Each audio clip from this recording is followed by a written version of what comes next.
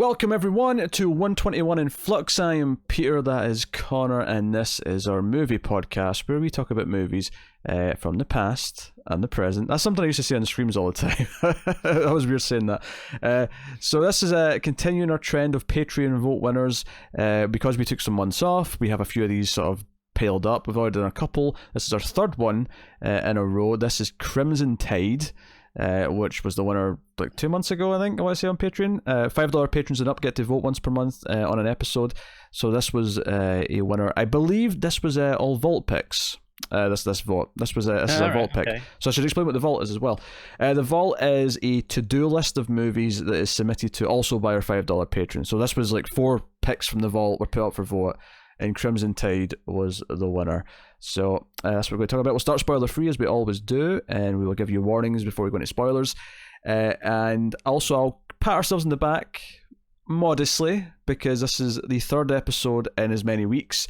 We are a couple days later than normal for this one, just because of schedules this week were a bit weird. I had strange shifts at work this week that were not normal. But still, 3 in a row. I'm counting it. So yeah, we should. This is Crimson Tide, which is a submarine movie, which I had seen before a long time ago. You, I presume, had not seen it. I hadn't. I realised while I was watching it, I'd seen about 6 scenes in a university lesson and had not realised. Probably because of Hans Zimmer's music, I would imagine. Yep. Yes. Yep, pretty much. Hans Zimmer's on top form as per usual, although I wouldn't necessarily put this up there with his best work. I think it's stock standard Zimmer, as in, yeah, you got your big majestic themes. Well, I would say it's stock 90s Zimmer. I wouldn't necessarily associate this sound with his present day stock Zimmer. Yeah, like 90s, early 2000s. Yes, because you can tell it's the same Zimmer who did The Rock and the same Zimmer who did a few things from that era. You got like Gladiator up to like Pirates Caribbean, still kind of in that kind of period. Not that I'm dissing it. I actually like both 90s Zimmer and modern Zimmer, but yeah, no, it's good stuff. It's fun. Yeah. So the premise of this film is actually quite simple. It's set in a slightly alternate world, and I say that because there's like a fake Russian terrorist or whoever, someone who's taken over a nuclear base in Russia, and there's the potential that he could gain access to the codes to launch said nukes. So it's DEFCON, I think 3 they go to when this becomes apparent early on in the film, and that means that the nuclear submarines are going out. We follow one such nuclear sub, where the captain of the sub is played by Gene Hackman, and his normal EXO is out with appendicitis, I believe they said at the start, and as a result they call in the first person on the sort of the recommendation list, and that is Denzel Washington, who's our second main character, and he's the new EXO on this ship. Viggo Mortensen's in here, and I'd say he's like the most important side character, but he's in terms of what you think of Viggo Mortensen now as usually being one of the stars. It's definitely a smaller role, but it's a good role. And there's a few other people in there. James Gandolfi, who I'll probably refer to as Tony Soprano for the rest of this, he's got a role on there. Yeah. And then there's a few other faces I recognise that I couldn't tell you what they're from. Although I did notice Steve Zahn in a really small role. He was in one of the lower decks, it's a submarine, but like he was in like the engineering part. I'm with you. Yeah. I think of, and the Star Trek references in this, but when I think of engineering, I think of the lower part of the ship, even though it's a submarine, which means it's just equal. It's just at the back. Well, I assume it's at the back. I assume it's near the propeller. It makes sense it would be. Probably. To be fair, there are still floors in a submarine, so it could be at the back and the bottom. True. Yeah, there's not that many floors though. There'll be like 2, maybe. No, there's a few. We see them in this, like going downstairs. Submarines. True. Okay. Pretty. If they're holding missiles like that size, they're pretty reasonable size. Do you know what I think it is? I think it's because even though, it's miniatures, but I don't think it's because it's a miniature. I think it's just because in water there's no context for the size of the ship. Yeah. So it just looks, It doesn't look that big. Yeah. Because you've got nothing to judge it against, and usually what you are judging it against is other submarines. But I'm thinking when they're getting on, you can see the top of it poking out of the water. I'm like, yeah, okay. Yeah, but you don't know how much is underneath. Yeah. Yeah. Okay. All right. But point being, the conflict of this film is that Denzel Washington's the sort of. It is funny to think of him as the young hotshot now, because obviously he's like in his mid-50s. Yeah. But here he's maybe hitting 30, kind of age range. And he is kind of the young guy who's been taught to always sort of think about why they're doing things and why they're at war. Gene Hackman's the old guard who just knows that he's sent in to fight, and that's his only concern. Follow the orders. Follow the orders, no matter what. So it's a nuclear submarine, and they have some disagreements. They're kind of getting to know each other, working together. There's the brewing of a dispute happening kind of thing. But the ultimate thing this movie's really about is that they get orders to launch their nukes. And they're prepping to do so, but there's an enemy sub. There's a bit of a conflict that sort of sidetracks them for a little bit. And there's a second communication, because they really make a big deal in the movie of the process of getting the orders. We see it we see a test, we see it done properly, and then we see it a third time. And we get the whole idea. They get this communication. They've got like a safe. They take out the authentication. They've got different authenticators that they break, confirm the code matches with one that they've been sent. Yada yada yada. And there's this second message sent through that pertains to nuclear missiles, but is cut off because their communications were interrupted. And they can't get their radio back online for some time. The guy's fixing it. And it becomes this moral debate of should we or should we not launch the nukes? Because we did get an order, which they all confirmed, including Denzel. And I'm going to call them Denzel and Hackman because that's just, they're big enough stars that I'm not going to call them the character names.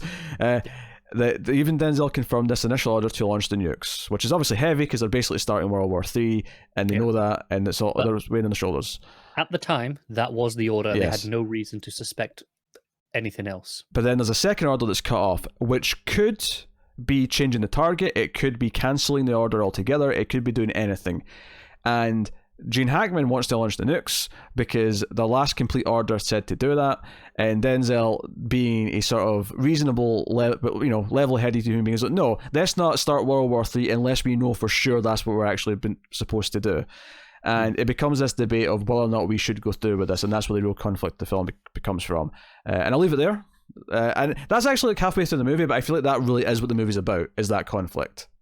Oh, it absolutely is, because it does take up the entirety of the back half in almost real time, actually. No, it is, because once they get the order, because they set up early on that once they start priming the nukes on the Russian base, it'll be 60 minutes until they can launch. So they have this clock kind of ticking down as this debate's going on, where, as far as they believe, if they don't launch by this time, effectively they've not struck the right places to avoid at least partial attack, even though they do believe that if they strike first, the rest of Russia in retaliation, despite the fact that it was this kind of lone wolf that was going to attack in the first place, they'll probably still retaliate, and but they've got to risk that and at least try. Yeah, total devastation. Because they make it very clear as well at the start that, from this base, depending if they go east or sort of north over the pole, they can get either the LA, the entire West Coast, or they can get like New York or Washington, depending on what direction they launch them in. So they set up that they can go after some of the biggest cities in the country. So not that I think they wouldn't bother if it was like Seattle, because still important, still a lot of people, but they name drop the biggies. So, yeah, of course, it's got to sell that threat. Yeah, so that's the premise, and you hadn't seen it before, so I shall ask the question. I'll mention as well, I didn't say this already, Tony Scott directed this, Ridley Scott's brother, who tragically committed suicide a few years ago, but for a long time was also making movies alongside his brother, and this was kind of right in the middle of his career. So what did you think of Crimson Tide? I had a blast, actually. That was a lot of fun. I don't think it's quite as deep as it presents itself to be. Sure. Because it's about it's about this really serious topic, and well, it is produced by Jerry Bruckheimer. Keep your expectations. No, exactly. But that's my point. It feels like it's supposed to be about this really serious topic about whether or not the submarine captains should have this authority, which they don't anymore. But obviously at the time that was what this was about. Oh yeah, this is not a spoiler. The text at the end tells you that in real life. I don't think this is based on an actual true story. I don't think it is. No, I don't think it is. I think it's more just this is what could have happened. Yeah, but there's a bit of text at the end that says that on this date, this power was taken away from the captains of the subs. And now it's just the president, and the president alone who. Thrilling that right now, isn't it? Yeah, maybe we should add some more chains of command in there now. Some stop gaps. But what my point was is, it's not quite as deep as that. And the conflict's perfectly fine, but as a kind of thriller action movie, it's a blast. which kind of describes Tony Scott's career in a nutshell. Tony Scott was a very good director of thrillers and action movies. My favourite of his would actually be another Denzel Washington film, Man on Fire. I really like. It's a revenge action movie. Really solid stuff. This is before he went, because he gets really kind of hyperkinetic with some of his editing later in his movies, and it actually works. He's really good at it. Like, it's the sort of thing where in like horror movies, I hate how the Saw movies are edited. Tony Scott kind of does that for action movies, but he does it well. Like, he knows how to do it. There's a flow to it if you can do it properly. Yeah. But this was before he started doing that, so this movie's not like that. This movie's more typical. There's definitely parts of it that are a little too Hollywood. There's a scene early on, the first time Washington and Jackman meet. It's like in a smoky room, and Jackman's got his dog that he always takes with him on the submarine, and they're sort of like having this verbal sparring, and it's like friendly-esque, but it's kind of still sparring at the same time. He's kind of sizing him up. Honestly, some of my least favorite moments are with the dog. Oh, sure. Because it always like every so often it'll cut to the dog in this montage of reactions of the crew of the sub, and then you'll just get the dog reacting. I'm like, what are we doing here? And it'll remind you it's a Hollywood movie, and it wants to have that safety kind of you've got like blanket. It'll be a moment where you've got big uplifting Zimmer score going on, everyone's cheering, and then the dog's barking. I'm like, what? Go away. But what you do have in this movie is a good cast, especially the two leads, and you have the conflict. Well, maybe it doesn't get as deep in the script as it maybe presents itself as. It does actually raise some interesting questions, and it's funny to me that later on there's actually a big Star Trek reference, and I'll get to that later in spoilers. But what's funny about that to me, I think, is that in a way I kind of see this as a Star Trek story. Now, don't get me wrong. In Star Trek, the admirals can be dicks. They're never quite as dickish as Gene Hackman gets in this when it comes to, the way he acts and what he wants to do. But it reminds me of Star Trek in that it's just based around a moral dilemma. And it's like, what is the correct response in this situation? And I think the movie almost, if there's anything that's a failure of the movie, and maybe it does make it feel a bit too Hollywood and not as deep as it should be, is that I think we do side with one of them for the most part. Because I think it tries. And there are points where it puts across arguments that I can see, but I don't think it goes far enough. I think it just makes one of them too villainous, and because of that, even if he's technically right, you still side with the other one because he's not acting out like an angry tit. Yeah. So you take him because he's level-headed. So you sort of, and I think at your core, you don't want World War III to start. So no, of course not. But again, you're there. It's presenting arguments like it could be fair, and you kind of have to go with it and try and be fair to it and go, okay, can we follow this argument through, and does it track? And I think there are points it does, but like I say, it's more just the character reactions and responses that make it feel really hard to side with them. Because the debate here could have been, it's interesting, is that if they presented it that Hackman is right, like to the book, he is right in what he's saying. And I don't want to get too much into the spoilers yet, but to the book that he is right, but the idea being that even if Denzel isn't right to the book, that morally he's actually right, because this is much bigger than anything else that can happen in military of any kind. The idea of launching a nuke, and the idea that morally, no, maybe the rules shouldn't be the same for this as they are for anything else.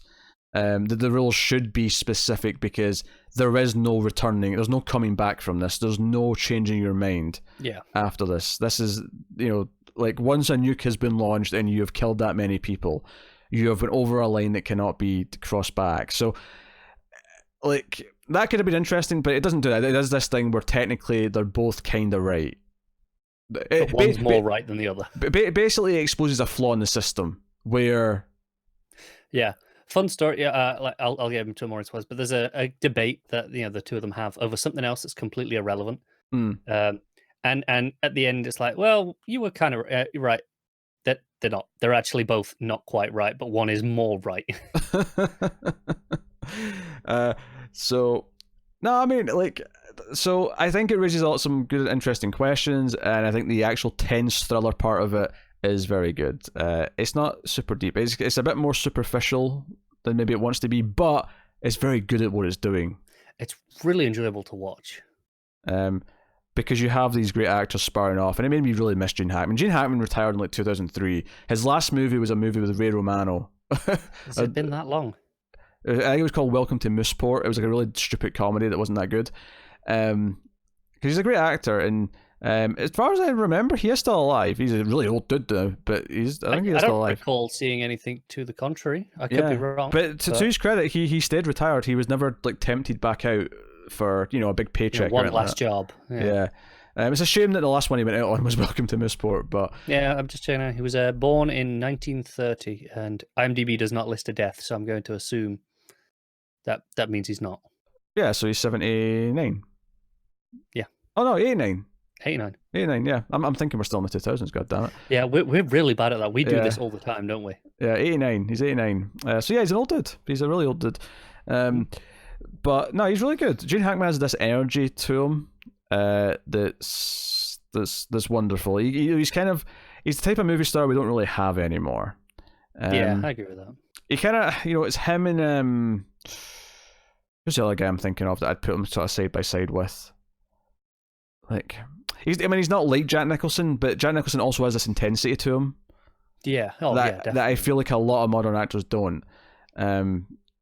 And I mean, Gene Hackman's a bit more laid back, but he's so good at being passive aggressive, especially in this movie. Kind of got like a manic thing going on, even when he's not fully enraged.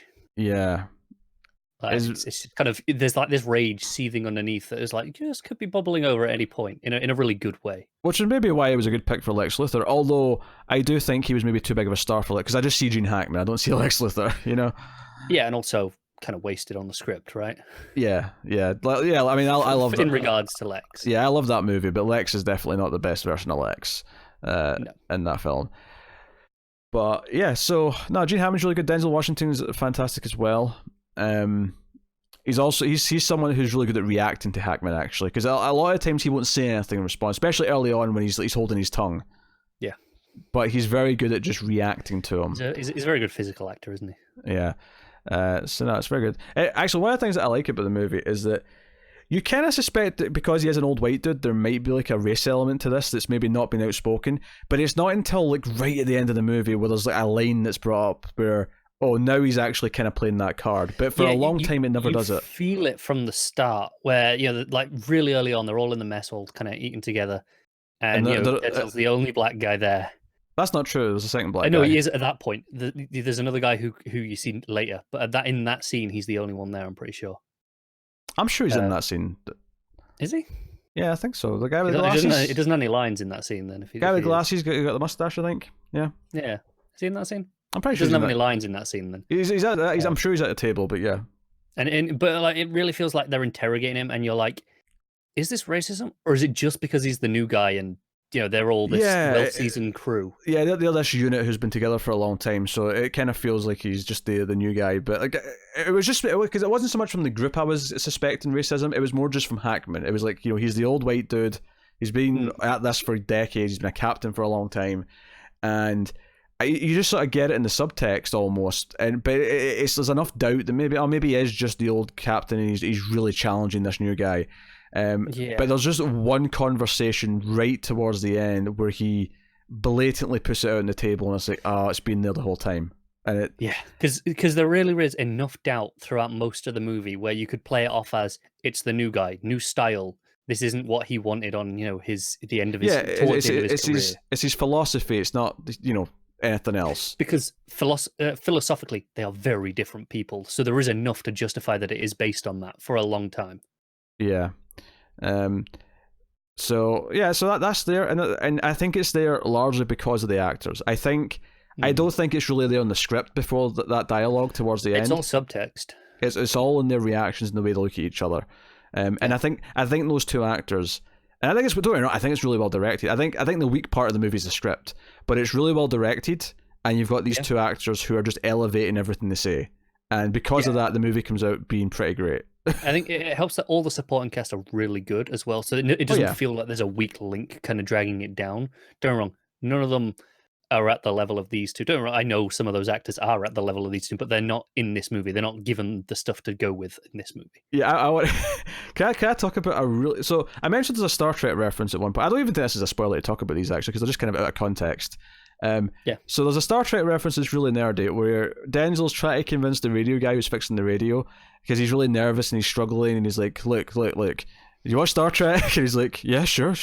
Right? Well, you know how Captain Kirk would always tell out to Scotty that he needs his warp engines to go faster? He's like, yeah. Well, right now I'm Kirk and you're Scotty. And that was just kind of like all right on it, so it was kind of weird. But later on, when he's actually up on the bridge and he calls down to engineering, he actually says over the comms, "This is Captain Kirk. How's my warp drive coming, Scotty?" And I just burst out laughing because it was such a cool. And there's a bit where he interrupts an argument over Silver Surfer. Oh yeah, this one was even because Star Trek is known enough to the public or to the mainstream crowd. You know that it's a big TV show for years. That people understand Scotty and Kirk to a point, right? This was two guys arguing over if Kirby's Silver Surfer is better than some other dude's Silver Surfer. I can't even remember the other name because I'm not even that familiar with Silver Surfer crap. Because the answer is always Kirby. Because the answer is always Kirby, which is what Denzel says to him, and he smells at him. Which immediately goes, "Yeah, I like you." I'm like, wait a minute, why we like? Because this is such a bro movie. You know, I typically think of movies where it's like a submarine or a war movie or whatever as bro movies, and these guys are like referencing Kirby, and I'm like, you know what? All right, I like you two a bit more now. You do, don't you? And keep in mind, this is 1995. This is before it was cool to like comic books. This is where before even the first X-Men movie. Yeah, this is the same year Batman Forever came out. So just keep that in your mind. Yeah, and this is Silver Surfer as well. It's not like they're talking about Batman. No, yeah. Okay, sure. How many people in 1995 knew who Silver Surfer was? I mean, hell, even now, how many people know who Silver Surfer is? It's not like he's had a movie yet, outside of that Fantastic Four sequel that was not exactly. Say, technically, he was in that, but yes. People have quite rightly forgotten.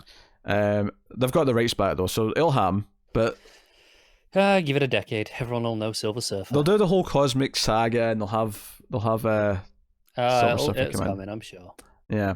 It'll follow on from the Fantastic Four at some point, don't worry. But I wanted to mention those because those really stuck out to me as conversations. So the movie's solid. So I think we'll give a spoiler warning right about here. Although before we go into spoilers, let me thank our Patreon producers for the month of November.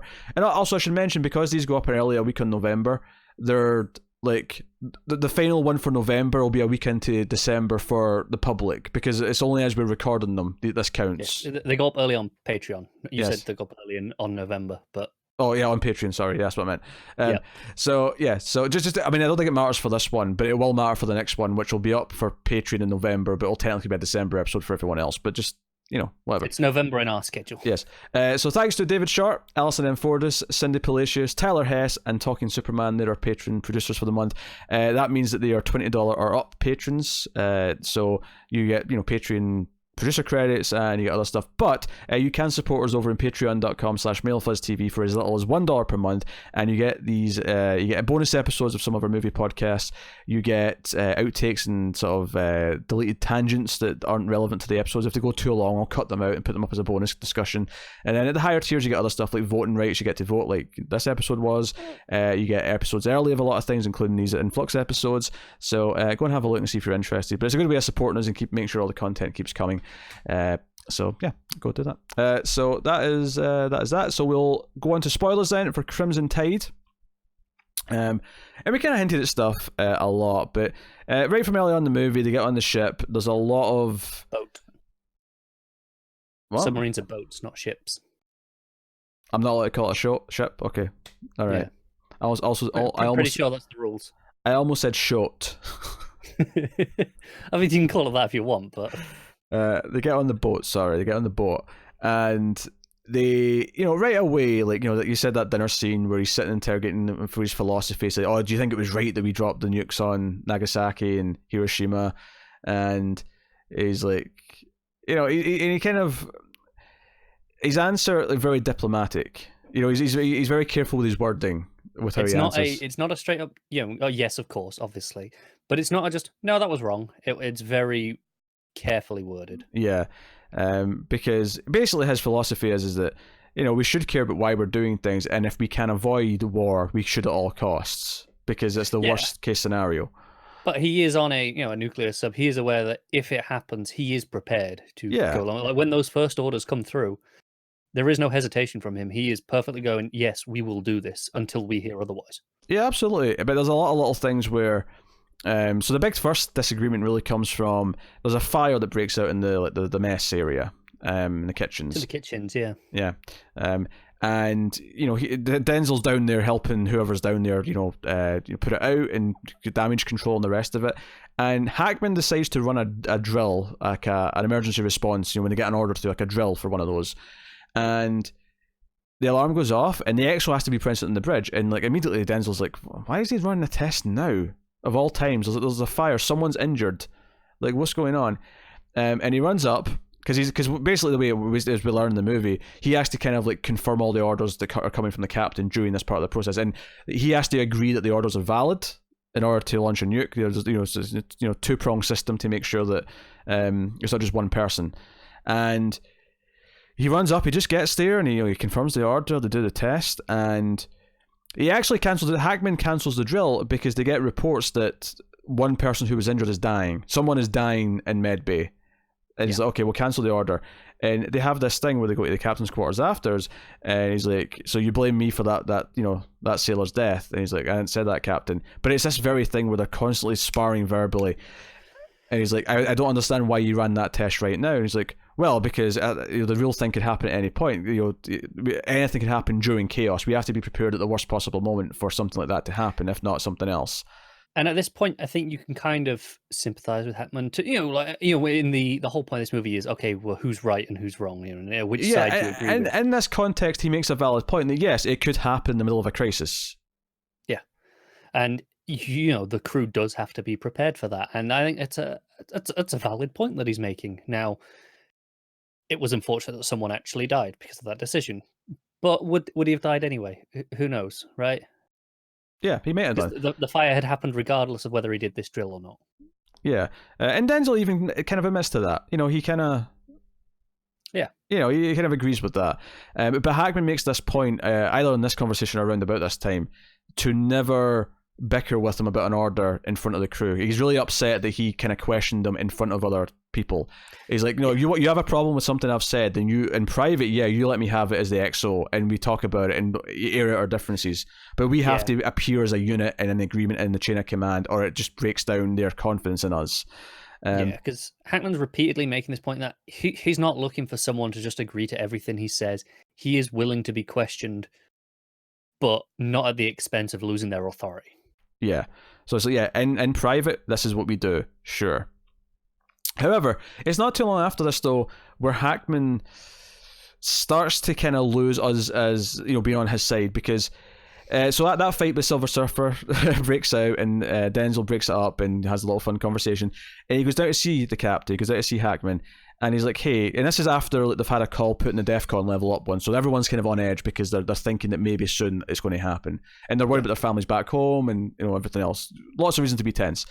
And Denzel says, hey, the crew's on edge, this fight broke out, maybe it'd be good to, instead of driving them harder, maybe give them some sort of reassurance, maybe give them some sort of pep talk, whatever. And again, this suggestion is fine in the sense of, you think, yeah, that makes sense. It makes sense to try and boost their spirits, the morale's down. And Hackman's he's nodding along, going, okay, yeah. I see your point. And hell, even if Hackman disagreed here and said, well, no, we're on a warship, like, we have to be able to get through stress, I could have understood his point. It's a bit hard-assed, but I'd at least respected it as a hard-assed response. Instead, Hackman goes along with his plan, gets the comms, and tells everyone to don't be a bunch of pussies over the comms. And he goes, yeah, if you want to, if you can't hack it, you're welcome to leave right now. And basically just does the opposite right in front of Denzel to disrespect him. And no one heard this conversation. They were whispering at each other, right? Because Denzel makes a point of making sure it's kind of in private, given the previous conversation. As requested, yeah. Yes. And Hackman still throws it back in his face. And this is the point where you go, you're not being reasonable anymore. Yeah, because it was just a dick move. There was no need for it. Like, again, like I say, he could have disagreed with the call that Denzel was suggesting, and you'd go, all right, fair enough. That's not his style. He's the captain. He gets to make that call. Maybe it's the wrong one, but it's ultimately no harm done, really. Yeah, but then he goes out of his way to be a dick about it. Yeah, if he explains, because I mean that's kind of the point, right? Is that he wants to absolutely question him, because if he can't explain why he's doing something, then maybe it's not the right call. He has to be able to back it up, and maybe the actual convince him of something else, but he has to be able to back it up. That's kind of the point. Yeah. Otherwise, he's making a call based on the wrong thing. So things are tense, and it's around this point where they encounter an enemy vessel. There's an enemy submarine around, in this part of the sea, and they basically avoid conflict for a bit. They kind of stealth their way through it. There is a bit of an attack, but they get away. But this is, of course, actually, there's not an attack this time. Oh, is there? No, there is. Yeah, because the call comes through first. Yeah. The call comes through to launch the nukes. It's time. Arm your weapons. We're going to launch. So they start the process, and like I said before, Denzel confirms that the other two guys who get the thing out and the readout and get the. It's like, yeah, this is legit. Authenticator. Yes, that's the word. Sorry, the authenticator. This is before, of course, we have phones to put the authentication code on. We have a bit of paper and a bit of plastic that they snap, which may still be the way to do it because it has to be set up in advance, obviously. But I'm pretty sure they've only just moved away from floppy disks for their nukes in the past 6 months. It makes sense. They don't want to change it though. It's like, no, this is the reliable system we've always had. We're going to keep it.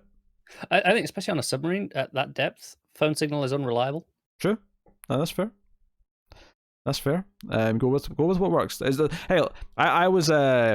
bit of a work placement in a TV studio, only about 4 or 5 years ago, and they were using Betamax. It was HD Betamax. This is the weird thing. They had HD digital Betamax to back up all of their stuff because here's the thing: tape is reliable. It can't be wiped. I didn't know that existed. They were using digital HD. Obviously, it's not something consumers can buy. It's something that only TV studios and stuff will have access to. But that's like because I was helping them back up programming onto tape, which you could actually. I mean, the tape machine was really advanced because unlike VHS, you could actually control it frame by frame. You could go to a specific frame and start there, and it was really fancy. But they were backing up the shows on Betamax because it was reliable. Oh yeah, no, even banks and stuff back up their records onto physical tape because. Like you say, it's a reliable hard copy. It's more reliable than paper, obviously. Mm-hmm. But if anything happens to your servers and data is lost, you've got a backup. Yeah, so it makes sense. Anyway, so everyone agrees. They're gearing up, and this is when the enemy sub catches them, and there's an attack, and the second call's coming through, and they kind of escape the sub here, right? There's not much in the way of combat this time. They kind of get away from it, but it does interrupt the call that was coming in. And, yeah, I think it damages the radio as well. Well, it damages the radio, but it doesn't damage the buoy that can extend the signal. They can put up to get a signal. Because that. Sorry? That word, buoy. I hate how Americans say that. It's one of my most hated American pronunciations. How are you supposed to say it? Boy. Because it comes from buoyancy. I'm not calling it a boy, it's a buoy, right? I'm not calling it that. Look, it's a buoy. So they send it up, right? Oh, they just send it up, sorry, that's later, right? But that radio gets damaged, and this is the point where the message came through and it got cut off because the radio got damaged. And Denzel's like, hey, this pertains to nuclear submission. We should hold off until we can confirm what this second order was going to be. He doesn't say we should definitely not launch anything. He just says, let's confirm what this one was going to be before we launch. And Hackman, this is when he just, because he keeps sort of saying why they should do this, and Hackman's reminding him now, in the face of unfinished orders, we go back to the last full order that we definitely had. Yeah, and honestly, I think at this point he's making reasonable arguments, and I think also, to a point, your personal interpretation may vary, but I think the problem is because we'd already had the scene before where he was an absolute dick over the comm. We're already in a bad mindset with him before this outburst here, because he's saying things like, Denzel's like, oh, well, there's other subs in the area. If the thing was to go ahead, they'll launch. And honestly, this is one of the most valid points he makes, because as soon as he says, yeah, we're not the only nuclear sub in the vicinity, the whole point is that there's other contingencies. It's not just us. As soon as he says that, I'm like, yeah, wait.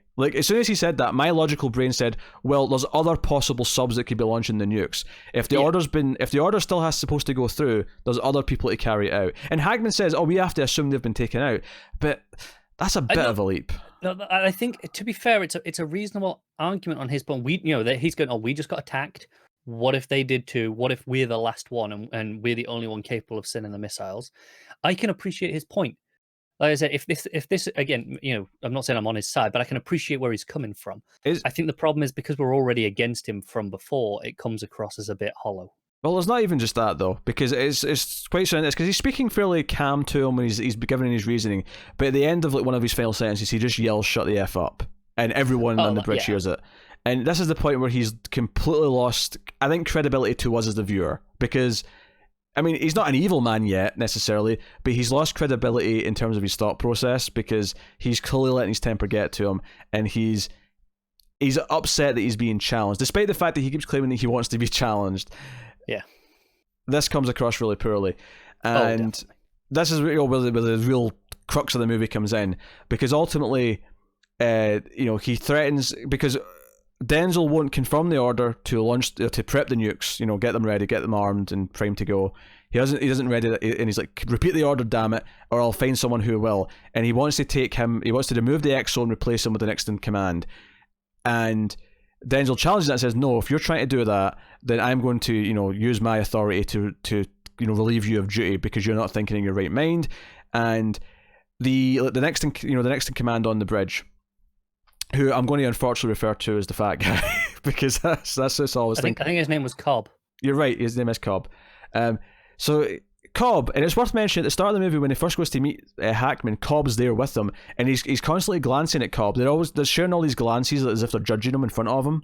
So we know that Cobb is very loyal to Hackman, and Cobb comes in and says, "No, by the book, you can't remove an XO at will. There has to be two of you." So.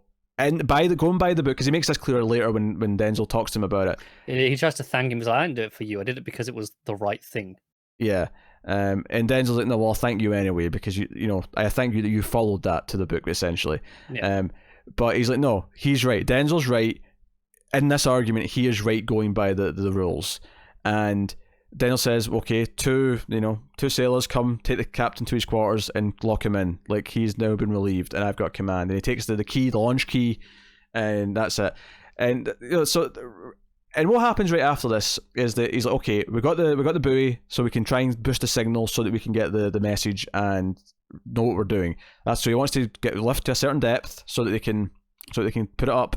And unfortunately though, the enemy sub ends up being right above them, and it directs them to them. And what I think is really great about this sequence, we get a good action sequence essentially from the subs launching each other, and it's go to this depth and dive and pivot and this degree, and it's a standard submarine action talk. Right, and they're dodging the torpedoes, and they're launching their own torpedoes. And what's great about this is I think towards the end of this scene, Denzel basically captains them to victory, where he dodges them successfully, launches some torpedoes, and blows the ship up, and everyone's cheering. It just so happens the reason why they get injured here, the ship gets injured, damaged, is because right at the end, it must the enemy submarine got off one torpedo before it blew up. So it comes in. It's like, it's a very Hollywood moment because they think they've won, and they have won, but there's this one torpedo, and it catches the back of the ship, and there's a whole sequence where they're almost at crush depth, where they can't go any lower, and they just get the propeller fixed in time. It's a good tense sequence. It's a good tense portion of the movie.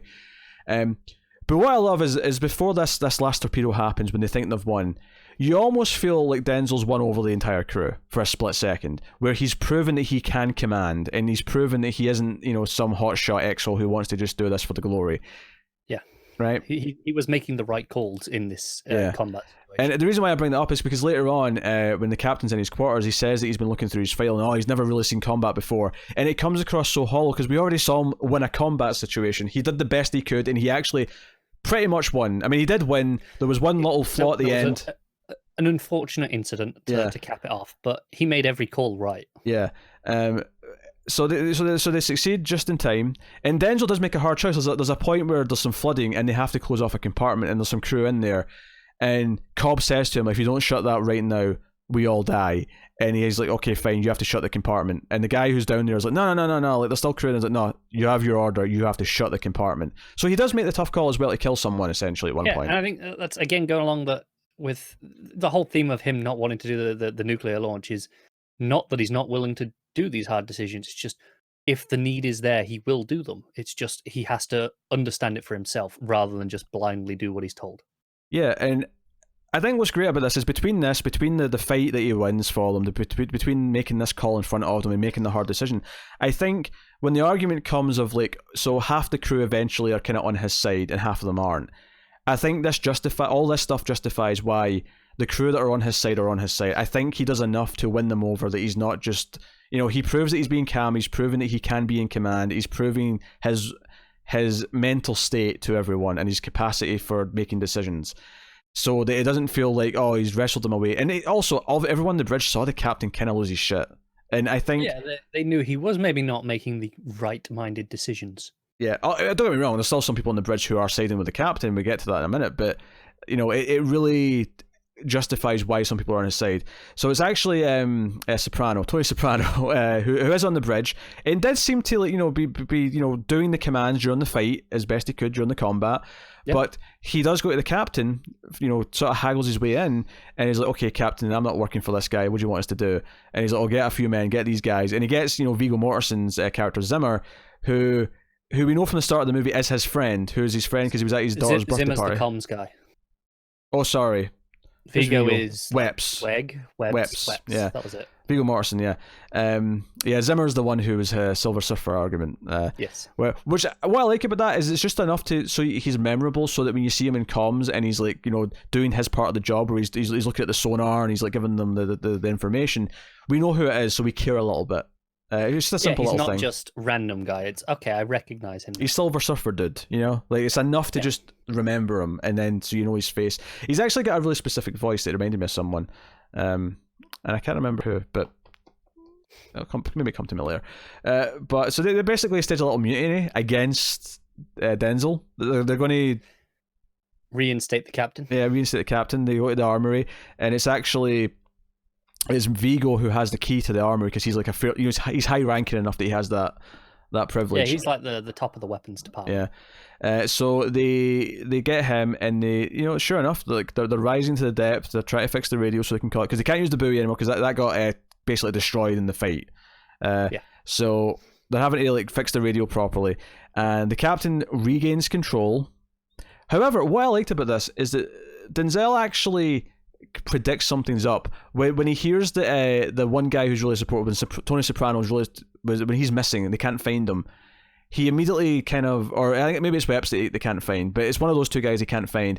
And as soon as he hears that, he immediately goes to the side to Cobb and says, "Hey, get your sidearm and go and do this." He said, "I'm going to find him." Yeah. Yeah, and he goes and talks to Zimmer and says, "Hey, here's all the keys to the rest of the ship. I need you to be able to do stuff in case this goes down." He actually predicts. So again, it shows that he's really good at his job. He's good at doing this because he predicts what's about to happen.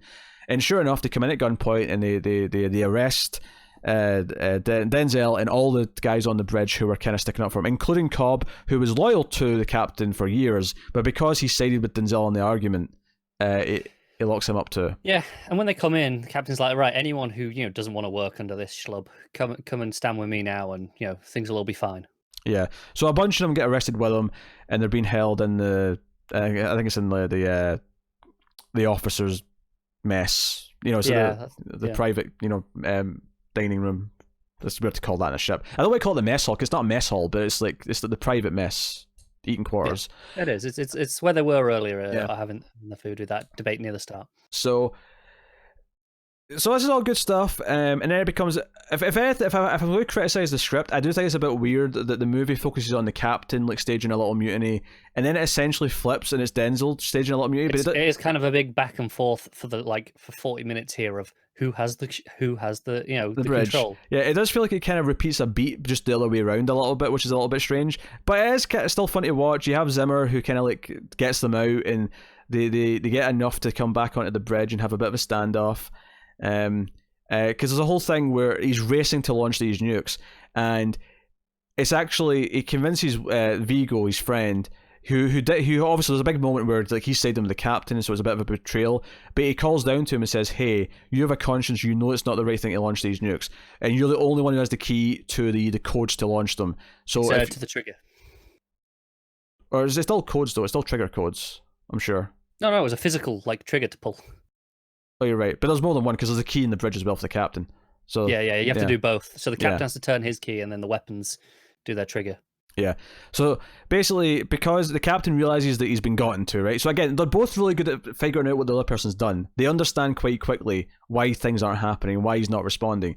So the captain puts his key in and says, "I'm going down there to do it myself." And I think if you had any sort of siding with the captain still, even though you're definitely not as sympathetic with him, if you had any siding with him, the moment where he threatens to shoot a crew member, so Viggo will give up the code for the safe, that's the moment where it's like, oh no, he's a crazy man. He's actually a crazy man. Yeah, absolutely. And I think that's my problem with, the biggest problem with this movie, as much as I'm saying, oh, I enjoy this movie, it's great fun to watch, this is the reason it's not the deep moral movie. It kind of because at the ending, there's almost like when they get out of the meeting, when they're told they're both kind of right, and Hackman's retiring, and Denzel's going to get his own command now, and they get out, and there's a little joke, which I've not even explained the start of that yet, so I'll get to it soon, but where it almost makes you think that Hackman's saying that Denzel was right, and he's like, yeah, you were right, and he's like, and then he says, no, you were right about these horses we were talking about. And it's kind of this thing where there's almost like a mutual respect, and they kind of smell at each other. But I'm like, Hackman threatened to shoot crew members to get his way, so I can't quite see him as having an equal claim to being right at the end. And I think that's the biggest problem with this movie that stops it being truly something special, is that it just makes you pick a side very early and goes, this is clearly the guy who is rational minded and is objectively right now. So even if you agree with the captain in morality. So because the moral debate is there, it kind of undermines it a little bit by doing that, because at the end you can't really see him as anything other than a crazy old man. But it is what it is. But of course, Denzel's gotten to the bridge. He takes the captain's key out. So when the captain tries to launch from down in the weapons, area, it doesn't work. And he's like, damn it, he's on the bridge. And he goes back up to the bridge, and there's a standoff. And it's like, hey, the radio is almost done, because he's called it. It's like, hey, Captain Kirk here, and the radio's almost ready. And it's like, how quick is it going to be fixed? And he's like, 3 or 4 minutes, and there's 7 minutes left on this hour countdown to when they have to launch. And the captain's like, all right, fine, I'll give you 3 minutes. Give you 3 minutes. And it's just at the end of this 3 minutes. But it's during this 3 minutes they have this conversation where the racist subtext kind of really comes out. Because they're sitting here, and because back in the first conversation they had when they first met, Denzel said he liked riding horses. So they talked about horses for a little bit then. And then here, he says, oh, have you ever heard of, and I can't remember the name, but he's like, no, what are you talking about? Oh, it's these horses. They come from Portugal, and they're these really smart horses. And Denzel corrects them because he says they're all white. He gets that, but he also corrects them from where they're from. He says they're from Spain. Yeah, but I thought it was noble because the captain says, "Oh no, the horses, they're all white." Oh no, I was getting to that. That was the racist part I was getting to. No, but that was in that first bit. Yeah, but he corrects them in the country. I wasn't at the I'll get to that part. Yeah, but he says they're really smart horses. They'll do what they're told, or they're just really smart or whatever. I can't remember how he described them. But he's like, they're all white, and he was staring right at him, and it's just this weird thing. He's like, yeah, but they're not from Spain, or not from Portugal. They're from Spain, and they're not actually born white. They're born black and become white. And he's like, oh, I didn't know that. And they're kind of verbally sparring, but there's this racial it feels weird to even call it subtext at this point. It's so on the surface. Yeah. And this is the only time where it's really blatantly said in the entire movie. Like, up until now, there's been nothing said about it. You just kind of maybe think he's being racist. But you're never sure until now. Yeah. Which again is why when they kind of smell each other and earn their respect for each other at the end, when they're kind of smelling, I'm like, yeah, but he was kind of being a racist dick. I don't know. And it's not to say that you can't have a racist dick have an arc and become, sort of realize the error of his ways by the end of the movie. But the movie doesn't do that, because this is right at the end where he reveals his racism. Proved wrong. Yeah, he's just proven wrong, and there's no arc for him in that way. See, this is the thing about the story of the horses. This is when I was doing this in uni, my lecturer was telling us. So the whole thing with the movie, the horses is okay. At the end, he concedes that Denzel was right, and I guess they are from Spain, and you were right all along, and that's kind of the joke it plays at the end. But that's not actually true, because the horses are from Slovenia. They're just associated with Spain because, some Spanish monarch used them a lot. Oh, interesting. So it's so Denzel is more right in that they have a link to Spain, and not Portugal, but they're not he's not actually completely right, which is why I think there's a nice little kind of thing there with the themes. It's a nice beat. Also, I mean, just to emphasize this joke at the end, because he turns around and says you were right, and there's a big pause, making it really lets it sink in that he's maybe conceding here. He's like, yeah, they are from Spain, and it's like, okay, right. He's conceding to that, not the nuke situation. Yeah, not that why whole would thing. he after all that? Yeah. So of course the message comes through, and I love that we don't get to see it. The two guys who get it out, the fax machine or whatever it is, they bring it through. They get the authenticator, and Denzel gets to see it. Hackman gets to see it, and they're all looking at each other, going, "This is real." And they all look at each other, but so they've seen what the order is. This bit of paper has proven which one of them is right. And we don't get to see it until they actually read out, or the camera goes to it. But it doesn't happen until after they've authenticated it. They've all seen it. They've all looked at each other, and they're all knowing, and we don't know. And we're sort of sitting there going, "Oh, God damn it, what does it say?" And then he just pulls up the comms, and he's like, "Right, kind of stand down." Yeah, you got to stand down, and everyone cheers. And it's like, yeah, everyone's happy with this outcome because it means we're not at war. and this is one of those moments that, hey, they're all cheering, music's going, and we cut to the dog in the in the captain's cabin, just barking happily. I'm like, piss off with your stupid dog. So no, like, it's really exciting. It really, all the characters really play off each other really well, especially the two leads. I think it's a really enjoyable movie. And it's actually a really watchable movie because I think you go into a submarine movie, you think, it's going to be really tense and slow, and it may be really good, but it might be a really sort of depressingly slow movie. This is a Hollywood movie. It's a very sort of flashy thriller. Like I said, it's very much an action thriller. Yeah. Which, when it's doing that stuff, it is great at doing it. And there is nothing wrong with enjoying one of those movies. Yeah. So no. There you go. That's the movie. That's Crimson Tide. Yeah. It's pretty good. So that leads us to rate it. What are you giving it? I think maybe an 8. I want to go higher. I want to give it more, but I think just the fact that it isn't quite got the depth to back up what it's trying to say kind of brings it down to just the enjoyable surface fun, which is still great, which is why it's an 8. Yeah, I would also give it an 8. I think, the direction and the performances, and the Hans Zimmer score. I mean, we mentioned at the start the music's good, but the music is very good.